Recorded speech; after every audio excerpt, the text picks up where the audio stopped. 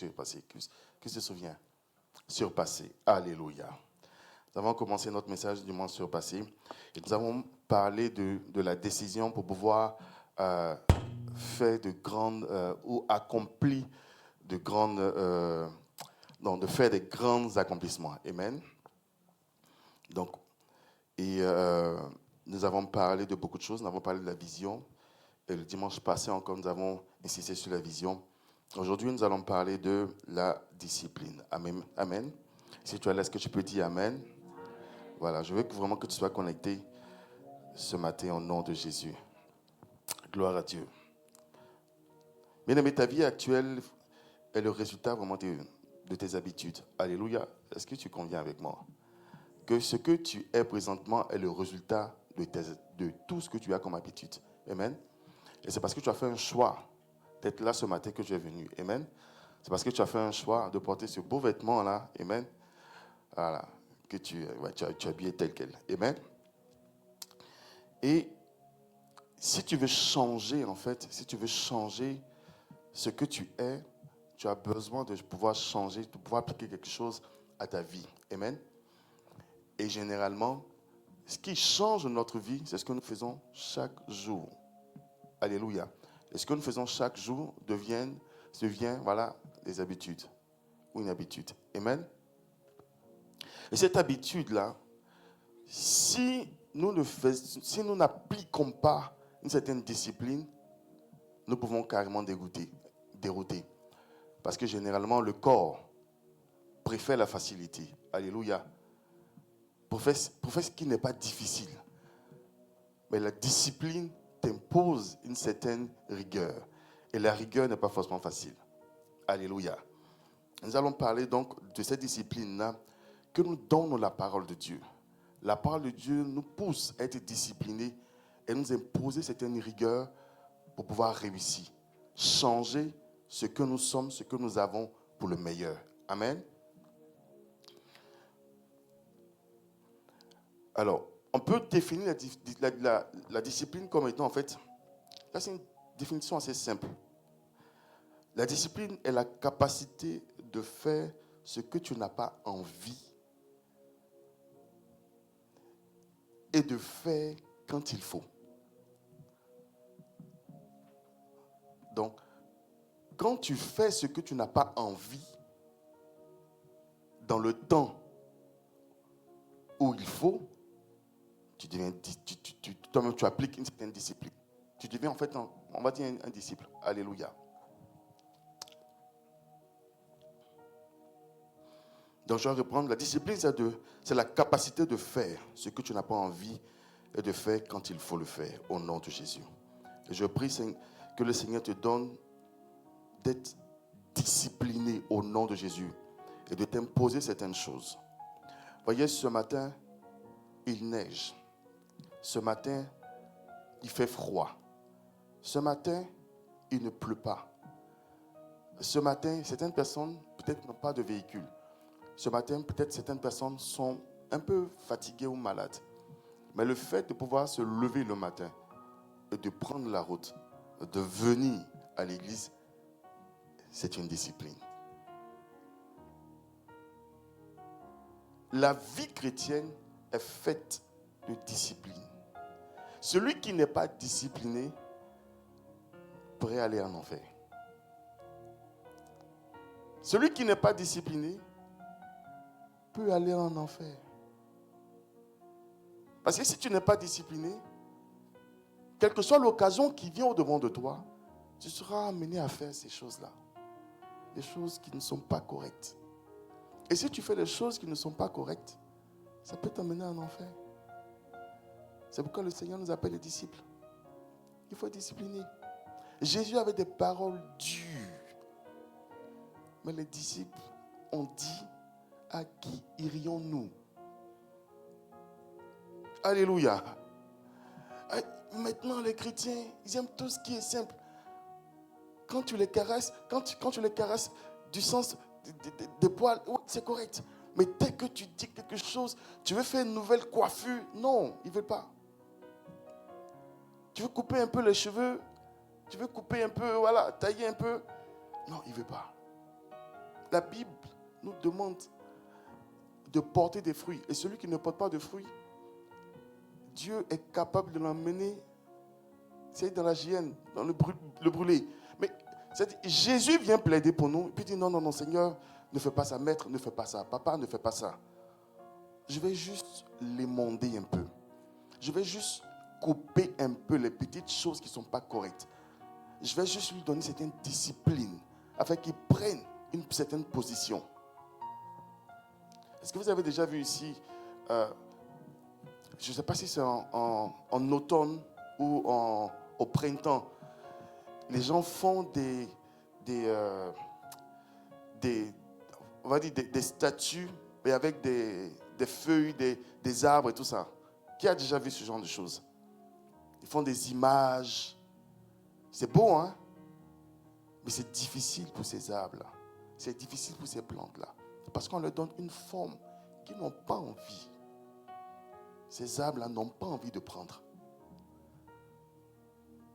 C'est exactement ce que la vie chrétienne nous demande de faire. La vie chrétienne t'impose une certaine discipline afin que tu ne fasses pas ce que tu veux. Ce que tu veux là, ce n'est pas forcément ce que Dieu va te donner. C'est ce qui est bon pour toi que le Seigneur va te donner. Et il met ces choses-là dans la discipline. Il dit toi-même, sois discipliné. Sois discipliné et tu seras discipliné au nom de Jésus. Donc c'est la capacité de faire ce que tu n'as pas envie et de faire cette chose-là quand il faut la faire au nom de Jésus. Je vais donner quelques points que nous donne ou que permet la discipline. Amen. Et nous allons prier à la fin. Alléluia. Donc le premier point, la discipline nous permet de mieux gérer notre temps. Alléluia. Quand tu es discipliné, tu peux gérer ton temps. Au lieu que n'importe qui t'appelle à n'importe quel moment pour faire n'importe quoi. Et après, imagine quelqu'un qui a un examen le matin, le lendemain, et il doit étudier, se reposer et aller à son examen. Imagine que cette personne-là se lève parce qu'on l'a appelé pour aller dans un nightclub ou pour aller faire n'importe quoi. Ou la personne est en train de regarder des choses sur son téléphone jusqu'à 3 heures du matin. Je le dis parce qu'il y a des enfants qui restent comme ça. De 18 heures jusqu'à 3 heures du matin. Le lendemain, tu réveilles l'enfant pour aller à l'école. L'enfant est fatigué. Tu dis, mais qu'est-ce que tu as fait toute la nuit? Il faut être discipliné. Dis à ton voisin, il faut être discipliné. Laisse les médias sociaux. Laisse la télévision. Il faut être discipliné, bien aimé. Donc la discipline nous permet de mieux gérer notre temps. Nous avons donc Éphésiens 5 à partir du verset 15. Alléluia. Éphésiens 5, verset 15.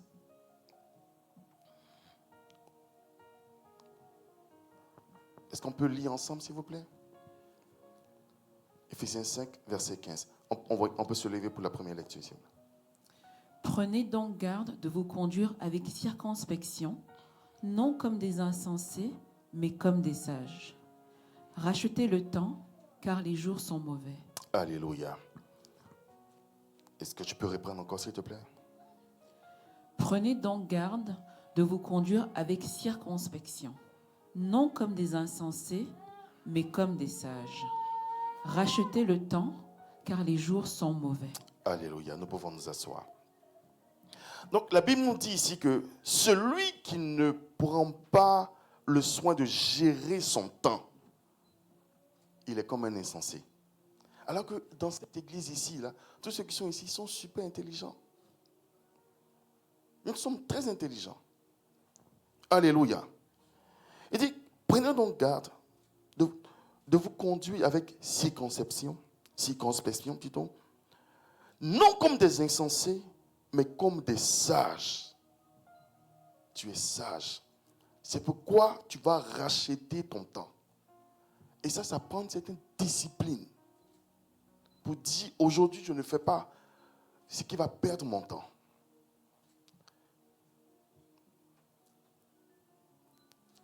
Alléluia. Bien aimé, mettons à profit toutes les occasions qui se présentent à nous. Il faut que tu mettes vraiment à profit toutes les occasions qui vont se mettre. Tu n'as rien à faire. Prends un livre, commence à lire.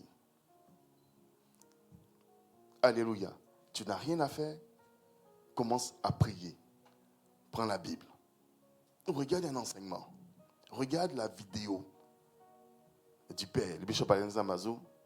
Regarde la vidéo, le culte, le service. Ici. Tu vas gagner du temps.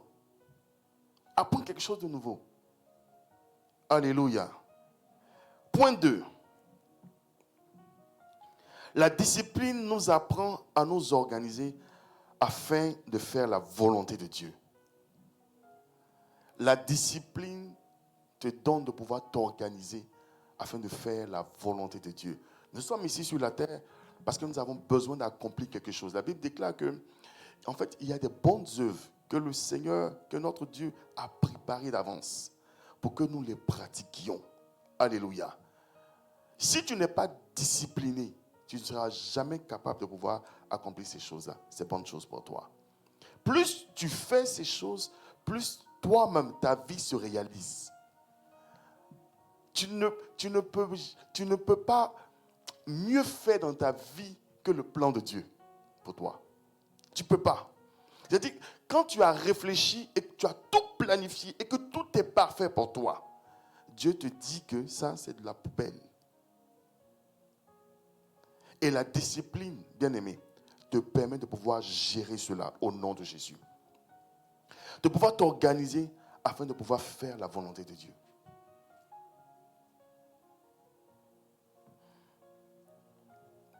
Nous prenons Exode 6 à partir du verset, Exode plutôt 20 à partir du verset 9. 9 jusqu'à 11. Alléluia. Donc, Exode 20 à partir du verset 9 jusqu'à 11. Tu travailleras 6 jours et tu feras tout ton ouvrage. Mais le 7e jour est le jour du repos de l'Éternel, ton Dieu.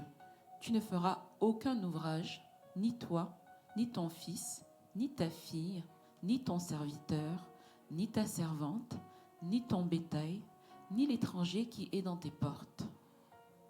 Car en 6 jours, l'Éternel a fait les cieux, la terre et la mer, et tout ce qui est contenu. Et il s'est reposé le 7e jour. C'est pourquoi l'Éternel a béni le jour du repos et l'a sanctifié. Alléluia. Amen. Voyez, ce verset-là nous rappelle que le dimanche, ça pouvait être peut-être un samedi, le jour du service. Mais on a décidé que ce soit dimanche. Le dimanche, là, tu ne peux pas faire autre chose. Tu ne dois pas faire. Même ici, on est au Canada. Lorsque je suis arrivé ici, j'ai rencontré un homme de Dieu. Il m'a dit, avant même de commencer le ministère, il avait déjà une alliance avec son Père, avec son Dieu. Il dit que le dimanche, jamais il va travailler. Et toutes les propositions qui arrivaient comme propositions de travail, c'était le dimanche. Il refusait. C'était difficile pour lui. Mais à cause de son alliance, la Bible dit que notre Dieu est fidèle. Ton Dieu est fidèle. Quand tu décides de suivre exactement ce qu'il te demande de faire, bien aimé, c'est-à-dire que tu vas travailler peu, mais tu vas avoir beaucoup. Et ceux qui travaillent 24 heures sur 24, 7 jours sur 7, ils vont travailler beaucoup, mais ils vont avoir peu. C'est ce que ton Dieu te demande de faire.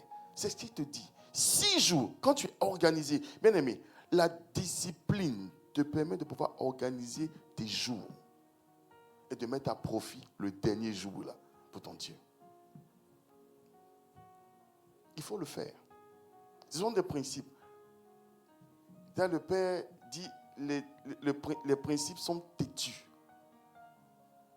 Les lois sont têtues. Ça ne change pas. Ça ne varie pas. Alléluia. Et je prie au nom de Jésus que le Seigneur te donne de pouvoir t'organiser. Tu peux faire tout en 6 jours. Le système du Canada, c'est un système démoniaque, on le sait. Alléluia. Donc, ils vont même te pousser à travailler le dimanche.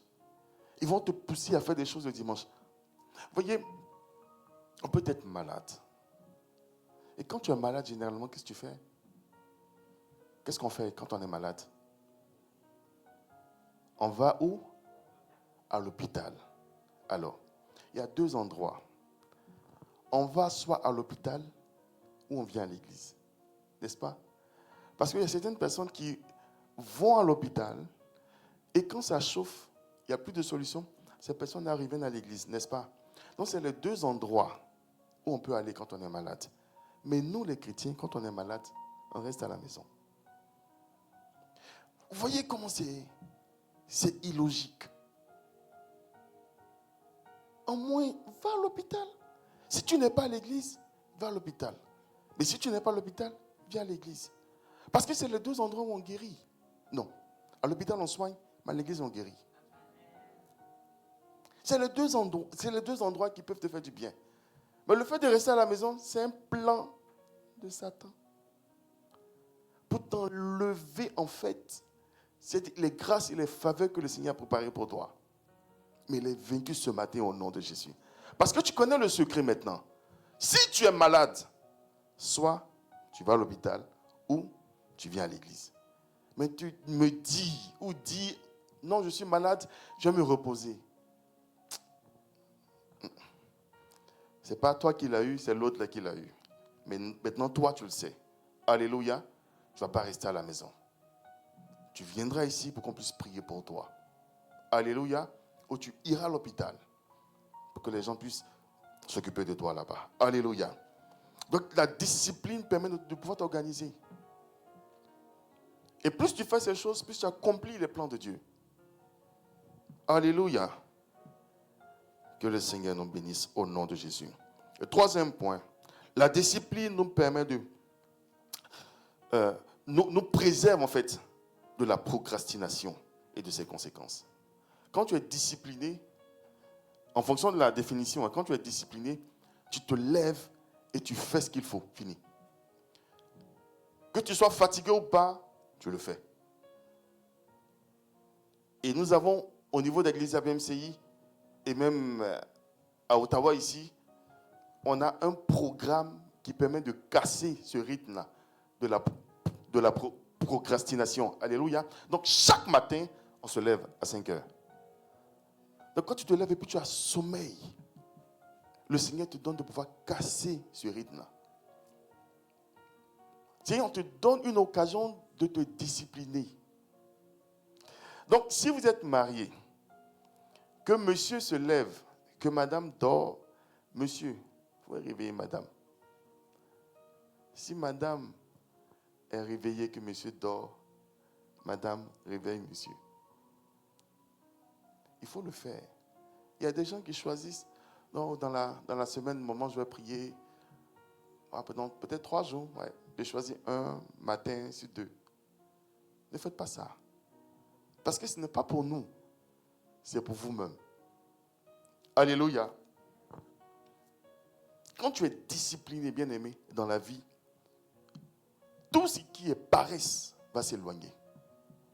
Tout ce qui est paresse va s'éloigner.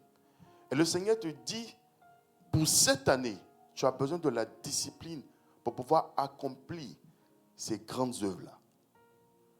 Pour pouvoir faire ce que le Seigneur a planifié pour toi. Tu as besoin d'être discipliné. Donc, au sortir d'ici, il faut que tu aies ta liste de choses que tu dois faire. Et puis, il faut respecter ça. Il faut respecter. C'est ça la discipline. Ça te préserve de la procrastination et de ses conséquences. Donc, on a Ecclésiaste 11 à partir du verset 4. Ecclésiaste 11, verset 4.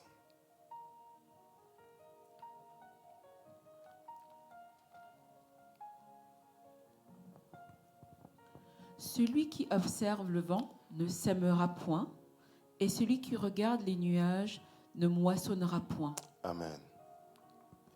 Là, quand on demande de travailler, tu croises les bras, mais à la fin, normalement, à la fin d'un travail, il y a toujours quelque chose. Il y a une rémunération.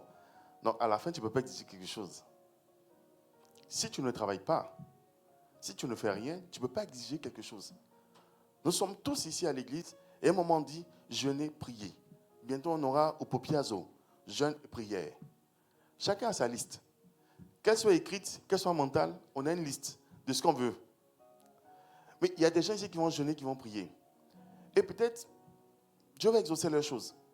Dans 1 an, dans 6 mois, ou le jour suivant, le début. Alléluia, de Upopiazo. Mais toi, tu ne vas pas prier, tu ne vas pas jeûner, et puis tu vas vouloir avoir la même chose. Ce n'est pas possible. Ce n'est pas possible. Si tu observes le vent, quand tout le monde est en train de jeûner et prier, bien aimé, voilà, tu vas moissonner il a dit quoi? Il dit, celui qui observe le vent ne sèmera point, et celui qui regarde les nuages ne moissonnera point. Pendant que les gens sont en train de jeûner, toi, tu es en train de faire autre chose. Mais quand ils vont récolter, tu n'auras rien à récolter. Mais la discipline te permet de pouvoir semer dans le bon moment et récolter dans le bon moment. Il y a des gens même qui vont semer. Maintenant, quand ils doivent récolter, là, c'est la paresse. Mais les animaux vont manger ça. Si vous partez dans les villages, vous allez voir, il y a des gens comme ça. On les a aidés à semer. Et quand c'est le temps maintenant de pouvoir récolter, ils cherchent encore d'autres personnes. S'il n'y a personne, fais-le toi-même. C'est comme ce monsieur-là, qui avait quoi? C'est 39 ans ou 37 ans, au bord de la piscine de Bethesda. Il dit, j'ai personne pour me jeter dans la piscine quand elle est en mouvement. Mais Jésus lui pose la question, tu vas être guéri? Il raconte sa vie. Et c'est ça, la discipline te donne de pouvoir agir au lieu de raconter ta vie. Quand il faut agir, agis et puis c'est terminé. On te demande de semer, sème. On te demande de prier, prie. On te demande de jeûner, tu jeûnes. Au lieu de dire non, vraiment, j'ai ceci, j'ai cela, les scientifiques ont démontré que lorsqu'on est malade, ce qui nous permet d'être guéris, c'est un jeûne. Il y a des centres spécialisés dans le jeûne. Ils appellent ça jeûne et méditation.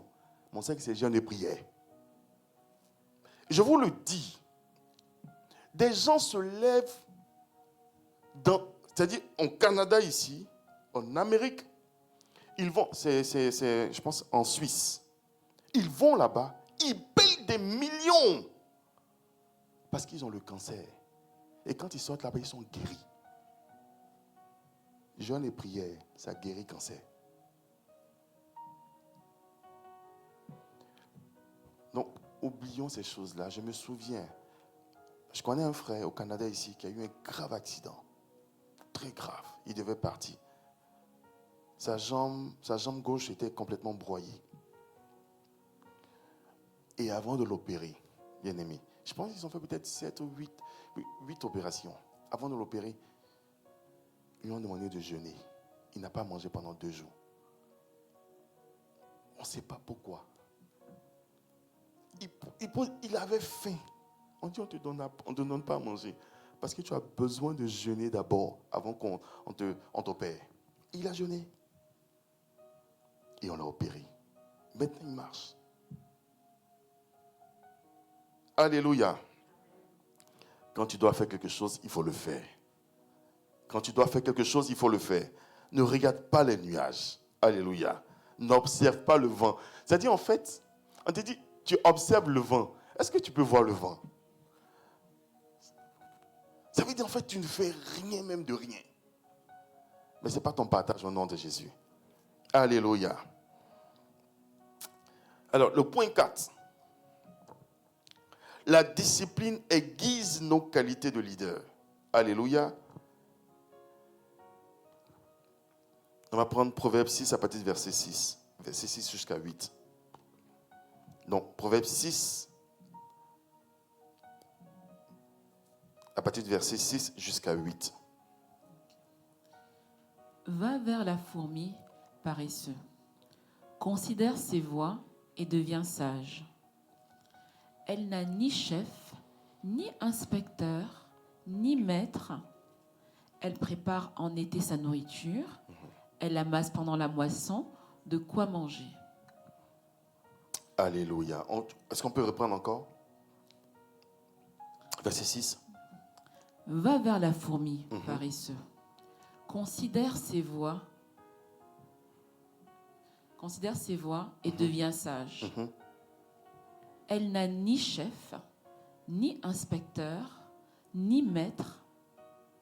Elle prépare en été sa nourriture. Elle amasse pendant la moisson de quoi manger. Alléluia. Amen. Regardez un peu ce qui se passe ici. On prend même l'exemple de la fourmi. Alléluia. La fourmi, en fait, en griffe, est un animal, est une créature, est une des créatures les plus disciplinées. Fourmi. On parle de fourmis et d'abeilles. La fourmi. La Bible dit qu'elle est sage. Voilà ici. Elle dit, va vers la fourmi paresseux, considère ses voies et deviens sage. Ça veut dire que la fourmi est sage. Maintenant, en quoi consiste sa sagesse? Elle n'a pas de chef. C'est-à-dire, normalement, nous, on a un chef. Ça nous facilite les choses. Parce que tu as ton chef va te donner la direction. Il va te dire, fais ceci, fais cela. Mais Dieu dit que la fourmi n'a pas de chef. Waouh! Si tu es libre de faire ce que tu veux, imagine quel dégât tu vas faire. Elle n'a ni chef, ni inspecteur. Ça veut dire, si elle a fait quelque chose de bon, de mauvais, il n'y a personne qui va inspecter. Imagine, on te dit de gérer une nation sans chef ni inspecteur. Tu n'as pas de chef, tu n'as pas d'inspecteur. Non, même pas une nation, une entreprise. Et puis on te donne la comptabilité. On ne vient pas inspecter les choses. Non. Ah, quel exemple je peux donner même? Tu sais, au Canada ici, les taxes. On dit, bon, Revenu Canada, Revenu Québec dit, j'ai tes taxes. Si tu veux, il faut payer. Non, on te dit, il faut payer. Maintenant, quand on te paye ton salaire, là, est-ce que toi-même, tu vas enlever les taxes là pour mettre de côté pour payer? C'est-à-dire, comme le gouvernement ne nous fait même pas confiance, le gouvernement dit, ok, on te coupe à la source, parce qu'on sait que tu ne vas pas le faire. Et même quand on te coupe à la source, les gens essayent encore de flouer le gouvernement, de tricher encore. Nous avons des chefs. Dieu, Christ est notre chef. Il nous dit ce que nous devons faire. Mais nous refusons de faire ça. Mais regardez ici la fourmi. Il dit, elle n'a ni chef ni inspecteur, ni maître. Mais qu'est-ce qu'elle fait? Elle prépare en été sa nourriture. C'est-à-dire, la discipline va te permettre de pouvoir faire dans le bon temps la bonne chose. Donc, elle prépare en été sa nourriture. Elle amasse pendant la moisson de quoi manger. Parce que forcément, bien aimé, dans la vie d'un chrétien, il y aura des temps difficiles et des temps de prospérité. Donc, quand le temps de prospérité arrive, il faut être intelligent, il faut être sage de pouvoir faire les bonnes choses, de pouvoir faire les bons choix, de pouvoir semer. Semer parce qu'il y aura des temps difficiles.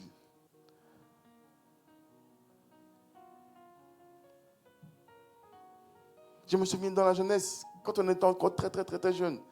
Tout ce que nous faisons présentement là, c'est ce que nous faisions quand on était jeune. Le fait de prendre un micro et de se mettre devant tout le monde et parler, c'est quand on faisait les cellules de prière. Nos pasteurs, ils nous disaient, chacun va passer à son tour. Tu vois, ton cœur est en train de battre parce que tu ne sais pas comment faire. Tu ne veux juste pas passer le premier. Parce que le premier, là, c'est lui qui va être notre modèle. On va le copier.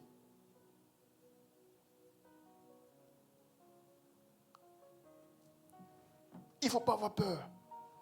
Et je bénis le Seigneur pour la jeunesse ici. Quand on leur donne l'occasion, les jeunes là sont motivés. Il faut les encourager. Jeunesse, est-ce que tu peux acclamer pour toi-même?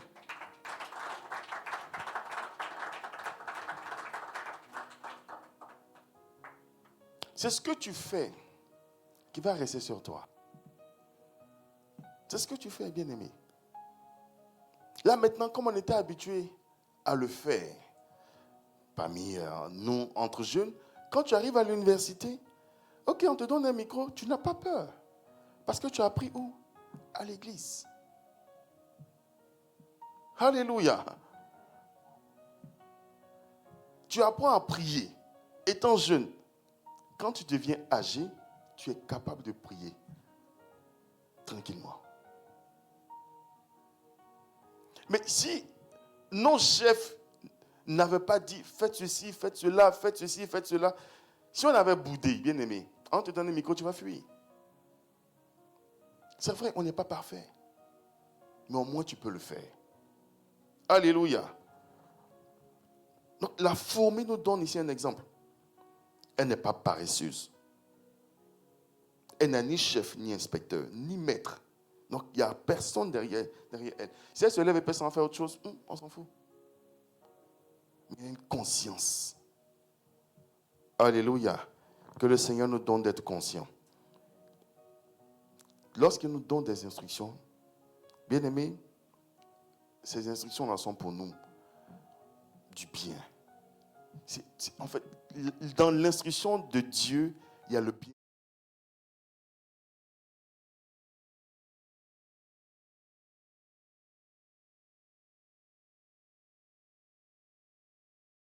Quelqu'un doit avoir une bonne santé pendant longtemps. Cette personne doit faire du sport. Je me suis remis au sport. Parce que tu es obligé. Tes muscles te font mal, mais tu es obligé de le faire. Ça ne fait pas tout le temps du bien dans les muscles. Mais à la fin, tu te sens bien. Amen. Reste pour Aphélie.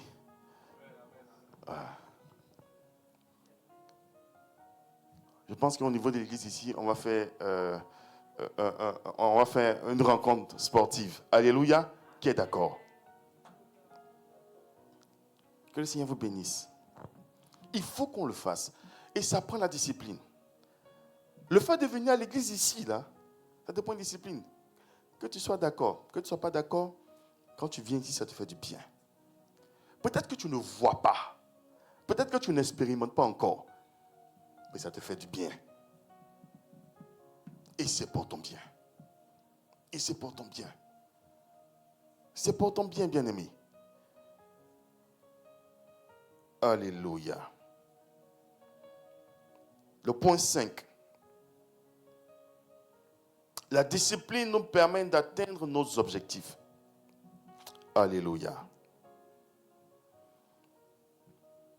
Donc, la discipline, en informatique, je pense que tout le monde utilise ce genre de technique là aussi, au niveau de la vie. On a toujours besoin d'un algorithme. Donc, une suite de tâches à faire. Alléluia. To-do list. C'est ça, non? Je fais ça aujourd'hui, demain je fais ça, après. Amen. Donc, la discipline te permet de pouvoir suivre les choses progressivement. Imaginez un instant. Tu veux te marier ou tu veux t'habiller. Voilà, tu veux t'habiller. Tu as une liste de choses que tu dois porter. Et puis tu prends la cravate. Tu la mets déjà avant la chemise. Ou tu prends, tu prends les chaussures. Tu mets d'abord des chaussures. Puis après, tu mets les chaussettes dessus. Voyez? Donc, la discipline permet de pouvoir suivre les choses progressivement. Alléluia. Donc, dans notre vie, il y a des choses qui sont prioritaires. Ces choses prioritaires-là, la discipline te permet de pouvoir les suivre d'abord. C'est pourquoi la Bible dit, en premier dans ta vie, c'est Dieu. Tout ce que tu cherches après viendra. Et c'est la discipline qui te permet de pouvoir faire ça. Donc, il est écrit, la discipline, je vais prendre rapidement le verset. Proverbe 13 à partir du verset 4. On va lire ça rapidement puis on va continuer. Proverbe 13 à partir du verset 4.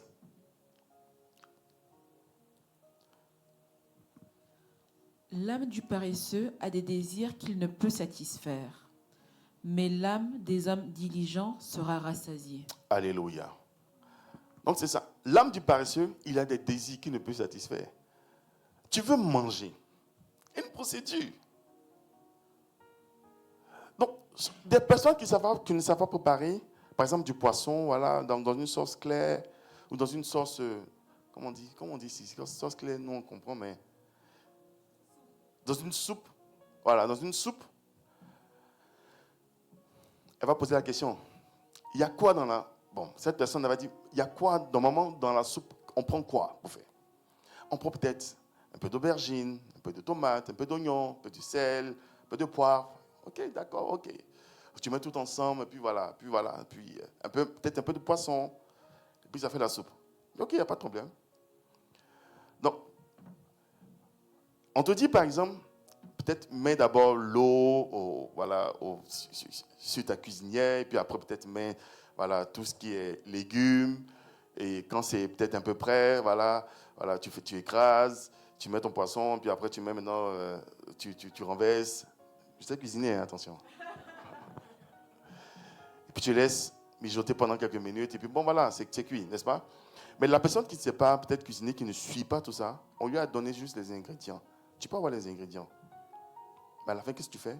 Tu mets tout ensemble et tu déposes sur la table. Ce n'est pas cuit. Est-ce que tu vas manger ça? Non. Le poisson est vivant.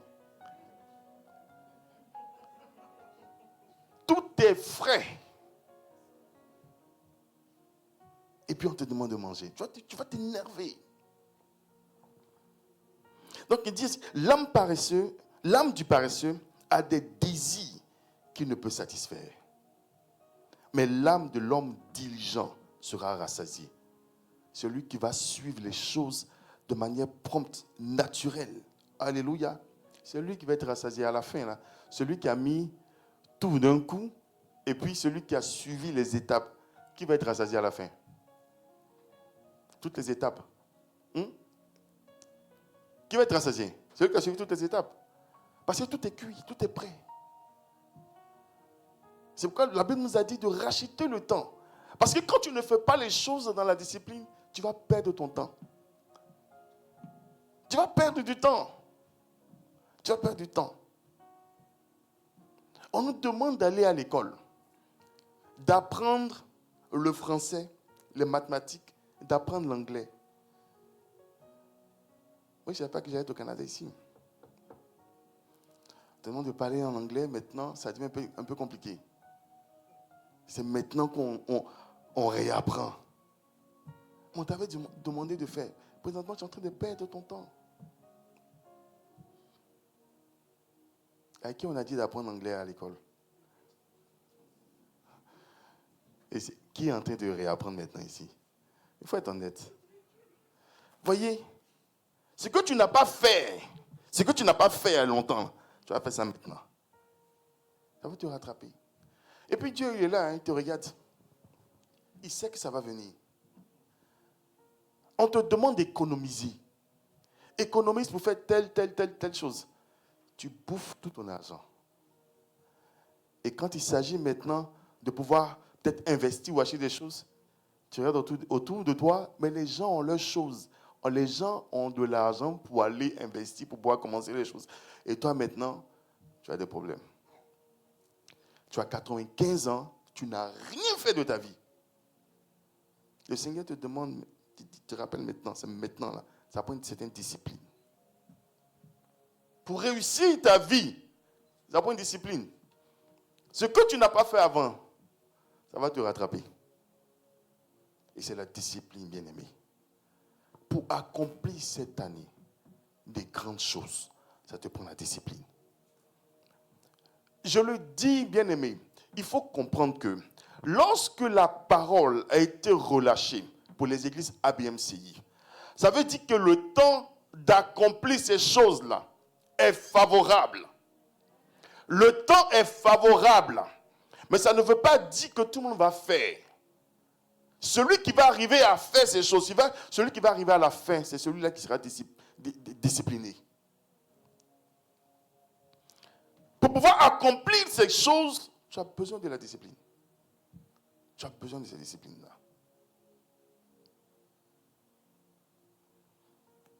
Je prie dans le nom de Jésus que le Seigneur te donne d'être discipliné, d'être organisé au nom de Jésus, d'être discipliné. D'être discipliné. N'essayons pas de sauter les étapes parce que ça va nous rattraper. Le Seigneur peut nous donner une accélération divine, mais nous ne brûlons pas les étapes. Jésus devait passer à la croix. Il n'a pas brûlé les étapes, c'était difficile. Mais il est parti. Il est parti parce que c'était nécessaire. Pourquoi est-ce que toi, tu ne veux pas accomplir ta part? Pourquoi est-ce que tu ne veux pas faire ta part? Lorsqu'on a besoin des frères et des sœurs à l'église ici pour pouvoir faire certaines choses, mais il faut être là. Il faut être là. Il faut le faire. Il faut venir, il faut participer. Nous sommes ici là pour accomplir une œuvre spirituelle.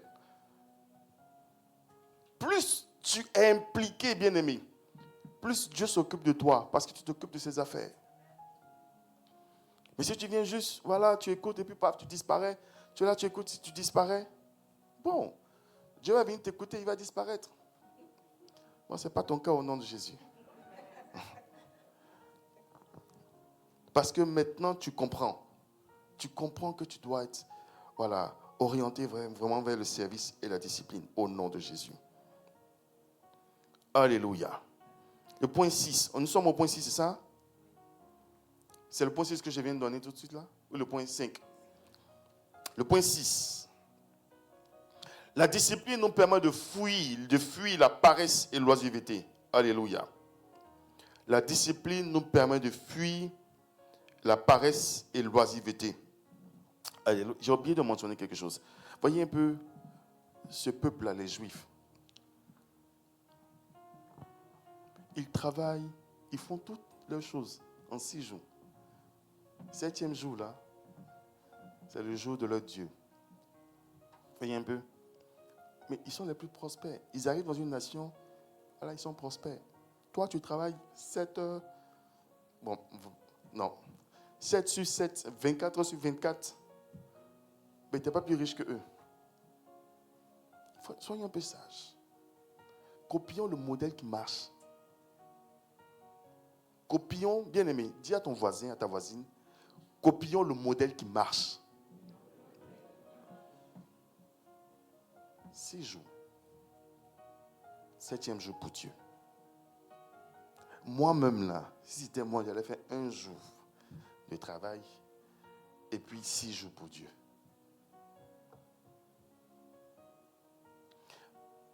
Parce que pourquoi je veux travailler? Pourquoi travailler même? Pourquoi travailler?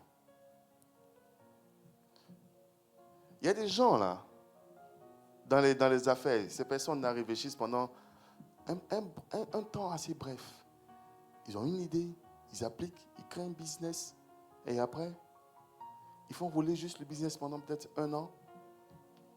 Ils ont de beaux chiffres, belle comptabilité, ils remontent de business et puis ils font 10 ans. Ils sont libres, ils ne font rien. Que cela soit nos partages au nom de Jésus. Que c'était le premier jour où tu as décidé de travailler. Que ce jour-là, le Seigneur t'accorde, c'est-à-dire une richesse qui pourra te satisfaire pendant peut-être 10 ans. Et c'est comme si tu as travaillé une fois, puis tu as eu peut-être l'auto en même temps. Loterie. Bien aimé, c'est possible. C'est possible. C'est possible. Et tu seras tout le temps dans la présence de ton Dieu, en train de le célébrer. Non mais c'est beau d'être dans la présence de Dieu. Alléluia. Tu es libre. Tu es libre. C'est le seul endroit où on est libre, dans la présence de Dieu. Alléluia. Donc la discipline, point 6, la discipline nous permet de fuir la paresse et l'oisiveté. Alléluia. On va prendre Romains 12 à partir du verset 11. Romains 12, verset 11, je peux lire rapidement. Vas-y. Romains 12, verset 11. Ayez du zèle et non de la paresse. Soyez fervents d'esprit Servez le Seigneur. Alléluia. Donc, à la fin, qu'est-ce que Paul dit? Il dit, servez le Seigneur. Donc, il dit, au verset 11, ayez du zèle et non de la paresse. Donc, celui qui n'a pas de zèle, il est paresseux. On ne va pas te dire, mais si tu sais que tu n'as pas de zèle, ce que tu as là, c'est la paresse. Si tu n'as pas de zèle, il faut dire. Si tu n'as pas de zèle, il faut le dire. Ce que tu as, c'est la paresse. Non, on peut bien dire, non, moi je ne suis pas paresseux. Je ne suis pas paresseux. Est-ce que tu as du zèle? Non, mais, ok, c'est ça. C'est ça. Alléluia. Donc, il dit, ayez du zèle et non de la paresse. Il dit, soyez fervents d'esprit. Servez le Seigneur. Soyez fervents. La discipline va te donner d'avoir du zèle. Quand tu vas commencer à suivre tes choses, on va dire, oh, cette personne est zélée, mais en fait, c'est parce qu'elle est disciplinée. Quand tu es discipliné, on te donne une tâche, tu l'assumes jusqu'à la fin. On dit, cette personne est vraiment zélée. Elle est fervente d'esprit. Parce que tu es discipliné, c'est juste ça. Que le Seigneur te donne au nom de Jésus, d'être fervent au nom de Jésus et de le servir. Alléluia. On va aller rapidement. Point 7. La discipline nous prépare pour notre appel. Alléluia. La discipline nous prépare pour notre appel. Donc, on a Luc 16 à partir du verset 10. Luc 16, verset 10. Il faut à chaque fois soutenir les points avec les versets. Alléluia. Pour que chacun puisse se retrouver plus tard. Celui qui est fidèle dans les moindres choses l'est aussi dans les grandes.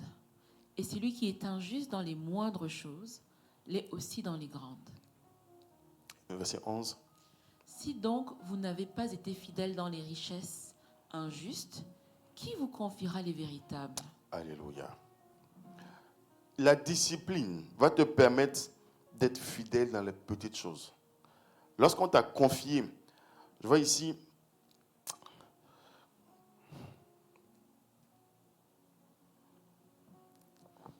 je vois des frères qui quittent Montréal. Ils sont là les deux. Et ils viennent chaque dimanche pour nous aider. Souvent, je suis sûr que quand ils regardent la route là, ils n'ont pas envie de venir. Ah, voilà, ils sont en train de rire. Parce que c'est vrai. Quand ils regardent la route, ça ne donne pas envie de venir. Nous sommes ici à Ottawa, à Gatineau. Quand on regarde la route, on n'a pas envie de venir. Mais imagine, ils sont à Montréal, à Longueuil, à je ne sais pas où. Ils quittent là-bas pour venir chaque dimanche. Et toi, tu es à Ottawa, tu ne viens pas. Ah, vraiment.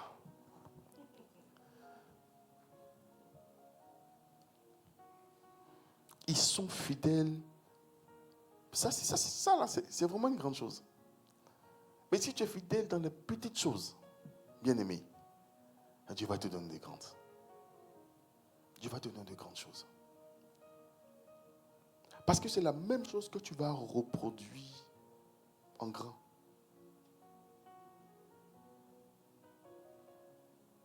Je prie dans le nom de Jésus. Que la discipline de l'Éternel, alléluia, la discipline qui vient de l'Éternel soit ton partage ce matin au nom de Jésus. Afin de te donner d'être fidèle dans les plus petites choses au nom de Jésus.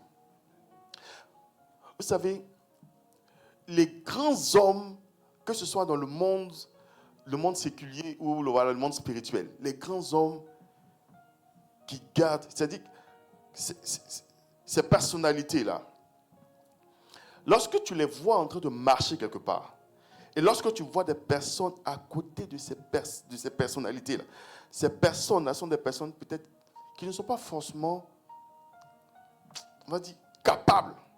Ce ne sont pas des personnes qui sont peut-être, comment je peux dire, talentueuse.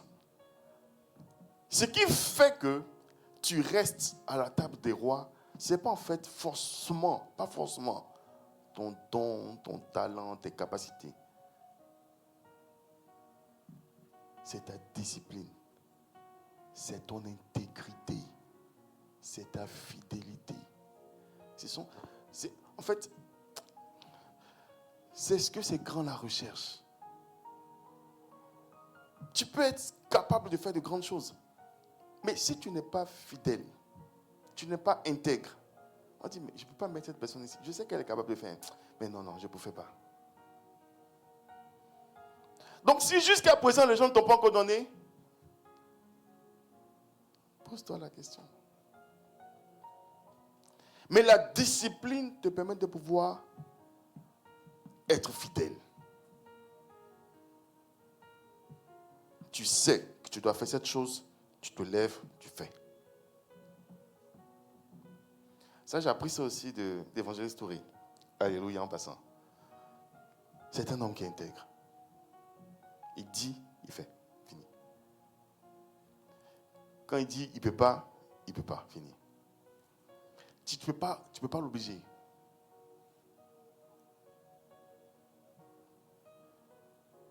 Quand il me donne des conseils, je réalise que ce sont des conseils. Alléluia. Il dit, ne sois pas pressé. Non. Ne sois pas pressé. Va tranquillement, à ton rythme. Ça, c'est son expression, à ton rythme. Alléluia. Que le Seigneur le bénisse au nom de Jésus. Amen. Donc, celui qui est fidèle dans les moindres choses l'est aussi dans les grandes. Et celui qui est injuste dans les moindres choses l'est aussi dans les grandes. La discipline te permet d'être fidèle et d'être juste, de faire ce qu'il faut. Alléluia. Il dit ici donc, vous n'avez pas été fidèle dans les richesses injustes, qui vous confiera les véritables. Alléluia. Donc Dieu compare, il compare. Au début, il te donne des petites choses. Et puis regarde comment tu vas fonctionner. Si tu fonctionnes correctement, les vraies choses, les bonnes choses vont venir plus tard. Et c'est pourquoi il nous fait passer par le test du service. Où? À l'église. Peut-être aussi dans le monde. Entre eux, là, les mystiques, là, ils sont fidèles un peu entre eux là-bas. Ceux qui montent là, c'est eux qui accomplissent les choses. La Bible dit que que Jésus a été fidèle. Il a été humble. Il est parti, il s'est humilié, il était fidèle jusqu'à la croix, bien-aimé. Jusqu'à la croix. C'est pourquoi son nom a été élevé. Et c'est ce que le Seigneur veut faire dans ta vie. Tout ce que tu vois d'abord, c'est en fait, c'est la semence, c'est les petites choses qu'il te donne. Mais est-ce que tu es fidèle à ça? Est-ce que tu es fidèle?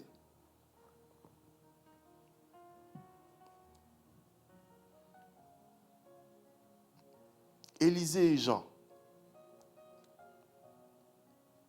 Le Seigneur va faire de grandes choses. Parce que vous êtes fidèles. On fera des grandes choses. Que le Seigneur vous bénisse au nom de Jésus. On a presque terminé. La discipline, point 8, la discipline nous permet de consacrer plus de temps à Dieu. Alléluia. La discipline permet de consacrer plus de temps à Dieu. Plus de temps à Dieu. Plus de temps à Dieu. Je dis ici que il est préférable pour nous, bien-aimés, et c'est valable, que ce soit pour de ce siècle-là, pour le siècle passé ou le siècle futur. C'est toujours valable. Les gens peut-être ne peuvent pas réaliser cela. Mais si tu prends plus de temps à te connecter à ton Dieu, à chercher d'abord ce qu'il veut que tu fasses, sa volonté, tu vas gagner plus de temps plus tard. Donc, avant de faire quelque chose, tu le consultes, tu lui poses des questions. Tant qu'il ne t'a pas répondu, tu ne fais rien. Si les autres sont en train de partir, ils n'ont qu'à aller. Mais toi, tu attends d'abord la direction de ton Dieu. Donc, cette discipline d'attendre la volonté, la parole de Dieu, la direction de Dieu, te donne de pouvoir racheter le temps, de pouvoir gagner du temps. Alléluia. Plus tu te consacres au Seigneur, plus tu gagnes du temps. Et c'est cette discipline-là qui va te permettre de pouvoir faire ça, te consacrer à Dieu. Tu fais ta liste. Tu dis tel jour, je me réveille à telle heure, je fais ceci. Tel jour, je commence à prier de telle heure, à telle heure. Plus tu fais ça, plus tu vas voir, tu seras encore plus proche de ton Dieu. Il y a beaucoup de questions. Hein. Les gens posent des questions de savoir comment on fait pour entendre la voix de Dieu, comment savoir si c'est la volonté de Dieu. Mais c'est parce que tu n'as pas cette discipline hein, de te connecter à ton Dieu à chaque fois. Aujourd'hui, tu as fait, ça n'a pas marché. Ok, bon, tu laisses, c'est fini. Non, non. Aujourd'hui, tu le fais. Demain, tu fais. Après-demain, tu fais. Et après, tu fais. Et ton Dieu va te parler. Ton Dieu est fidèle. Alléluia. Donc, la discipline permet de consacrer plus de temps à notre Dieu. Alléluia.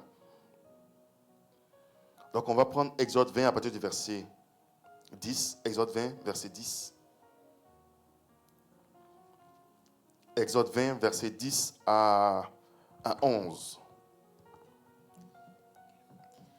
Mais le 7e jour est le jour du repos de l'Éternel ton Dieu. Tu ne feras aucun ouvrage, ni toi, ni ton fils, ni ta fille, ni ton serviteur, ni ta servante, ni ton bétail, ni l'étranger qui est dans tes portes. Car en 6 jours, l'Éternel a fait les cieux, la terre et la mer, et tout ce qui est contenu. Et il s'est reposé le 7e jour. C'est pourquoi l'Éternel a béni le jour du repos et l'a sanctifié. Alléluia. On avait déjà lu ce verset-là. Amen. Donc, la discipline te permet de pouvoir consacrer plus de temps à ton Dieu. Lorsque tu es discipliné, tu vas mettre l'ordre des idées, l'ordre des choses, l'ordre de tes tâches, l'ordre de tes activités, l'ordre même de ta vie en priorité. Alléluia. Par rapport au Seigneur. Amen. Gloire à Dieu. Gloire à Dieu. Point 9, on va jusqu'à 12. Je pense qu'on va aller ici. On va prendre juste le point 9 et puis on va aller ici. Amen. Puis on va commencer à prier. Dans le point 9, la discipline nous garde la pauvreté. La discipline nous garde la pauvreté. Ça, c'est quelque chose qui est assez important pour chacun d'entre nous ici. Tout le monde veut être riche, mais on n'est pas discipliné. Alléluia. Tu veux être riche, non? On est déjà riche en Christ. Mais il faut aller chercher maintenant la richesse là. Alléluia. Donc la discipline nous garde de la pauvreté. Donc la discipline fait que la pauvreté s'éloigne de toi. Bien-aimé, c'est un principe qui fonctionne dans le monde. Quand tu es discipliné, on te dit va à l'école, tu vas à l'école. Apprends ceci, tu apprends. Fais ceci, tu fais. Tu suis les étapes. La pauvreté va s'éloigner de toi. La pauvreté aime les paresseux. La pauvreté s'attache aux paresseux, aux personnes qui ne sont pas disciplinées. Si vous regardez dans les nations où il y a où il y a des gens qui sont indisciplinés, le trouble partout. Vous allez voir, les gens sont pauvres là-bas. Dans la maison où tout le monde est indiscipliné, la pauvreté, vous allez trouver ça. Donc quand tu es discipliné, la richesse se colle à toi. Et la pauvreté s'éloigne. Donc il faut dire à ton voisin, la richesse que tu cherches là, Dieu te dit d'être discipliné. Mais imagine un instant. Tu gagnes $1000, $2000 par paye. Et puis, tu n'as pas de discipline. Tu te lèves, tu achètes ce que tu veux, tu fais. Mais qu'est-ce qui arrive? Tu deviens pauvre. Mais quand tes $2000, tes $3000 arrivent, et que tu places ça c'est pour l'hébergement, ça c'est pour les factures, ça c'est pour, pour la dîme, la dîme, les offrandes, ça c'est pour les dons, ça c'est pour l'investissement, ça c'est pour, et puis tu respectes ça.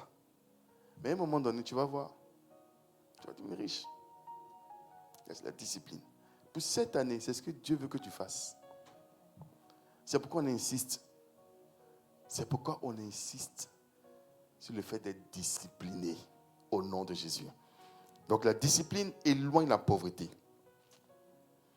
Il est écrit à un Proverbe 23 à partir du verset 20, je vais lire rapidement. Ne sois pas parmi les buveurs de vin. Alléluia. Parmi ceux qui font excès des viandes. Car l'ivrogne, verset 21, car l'ivrogne et celui qui se livre à des excès s'appauvrissent. Et l'assoupissement fait porter des haillons. Alléluia.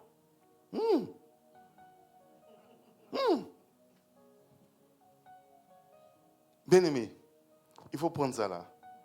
Tu vas écrire, mettre ça dans un cadre et puis voilà. Il faut faire comme Gaël et Giulio. Fais comme eux parce que chez eux, ils impriment des choses, ils impriment des versets bibliques, ils mettent ça en cadre. Et puis voilà, ils posent ça chez eux à la maison. Que le Seigneur te bénisse, Giulio. Gaël, toi aussi. Amen. Qui a déjà fait ça? Toi aussi. Hein? Donc prenez ça. Ne sois pas parmi, il est écrit, verset 20, ne sois pas parmi les buveurs de vin. Bon, on sait qu'ici, on ne fait pas ça, n'est-ce pas? Ni parmi ceux qui font excès des viandes. Car l'ivrogne et celui qui se livre à des excès s'appauvrissent. C'est fort. On va laisser l'ivrogne là. On va dire, celui qui se livre à des excès s'appauvrissent. Donc s'il y a quelque chose que tu fais à l'excès, il faut laisser, parce que ça attire la pauvreté. Alléluia. Qu'est-ce que ça veut dire? Ça veut dire que tu ne peux pas rester 24 heures sur 24 en train de prier. Je prends un bon exemple aussi. Tu es là, on te dit, va travailler un peu. Non, moi, je suis à l'église. 24 heures sur 24. Je serai pauvre. On dit, va à l'église. Non, moi, je travaille 24 heures sur 24. Tu seras pauvre. Est-ce que vous comprenez un peu? Celui qui fait tout à l'excès, bien aimé, s'appauvrit. Il dit, et l'assoupissement fait porter des haillons. Non, ça là, vraiment. Je pense que je vais prendre ça, et puis ça va être un message complet. Partout où on t'envoie, toi, au lieu de faire bien les choses, tu es en train de somnoler. Au lieu de faire les choses avec zèle, toi, tu es en train de, voilà, à l'église, tu dors. À l'église, au travail, tu dors. À l'école, tu dors. À la maison, tu dors. Et puis, où encore? Partout, tu dors. À la fin, ce sont les haillons qui sont tes habits. Mais le Seigneur te donne ces secrets ici au nom de Jésus pour que tu puisses réaliser de grandes choses dans ta vie au nom de Jésus. Que tu puisses réaliser cela. Nous allons prier. Alléluia. Nous allons prier. Vous savez, nous venons de libérer ces paroles-là. Il reste deux autres points. Peut-être dimanche, nous allons continuer. Alléluia. Tu vas prier.